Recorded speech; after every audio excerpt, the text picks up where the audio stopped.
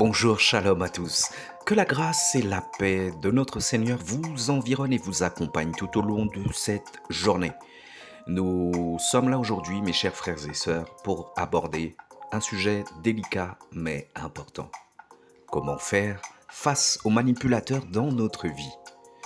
Nous avons tous rencontré des personnes qui cherchent à tirer avantage de nous sans se soucier de notre bien-être. Ces manipulateurs utilisent souvent notre générosité et notre désir d'aider les autres à leur seul avantage.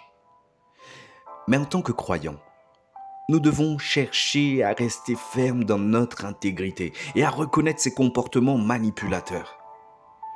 Aujourd'hui, je veux partager avec vous quelques principes bibliques pour nous aider à résister aux manipulateurs dans nos vies.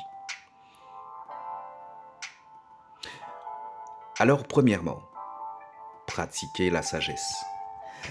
La première étape pour prévenir l'influence des manipulateurs est de développer une sagesse et un discernement spirituel. La Bible nous encourage à rechercher la sagesse et à ne pas être naïf. Proverbe 14, verset 15. En utilisant notre sagesse et notre discrétion, nous pouvons discerner les motivations véritables des autres et pouvoir reconnaître les signes de manipulation. Deuxième point, rester ferme dans nos valeurs. Rester ferme dans nos valeurs.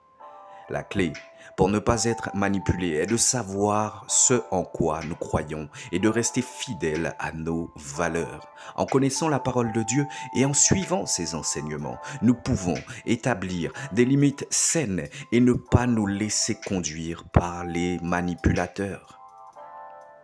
Ne compromettez pas vos convictions pour plaire aux manipulateurs, mais tenez-vous fermement dans l'intégrité de votre foi. Alléluia. Troisième point, discerner les motivations. Les manipulateurs ont souvent des motifs égoïstes et cherchent à exploiter les autres pour leur propre gain. Soyez attentifs aux personnes qui semblent intéressées uniquement par le bénéfice qu'elles peuvent tirer de leur relation avec vous. Discernez leurs intentions et cherchez des signes de désintéressement ou de comportement égoïste.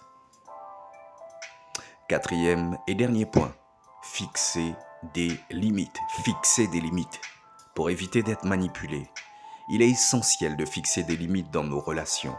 Ne vous sentez pas obligé de répondre aux demandes déraisonnables ou de vous soumettre à des pressions excessives. Pratiquez le courage et dites non lorsque cela est nécessaire. Ne vous sentez pas coupable de prendre soin de vous-même et de préserver votre intégrité. Alléluia.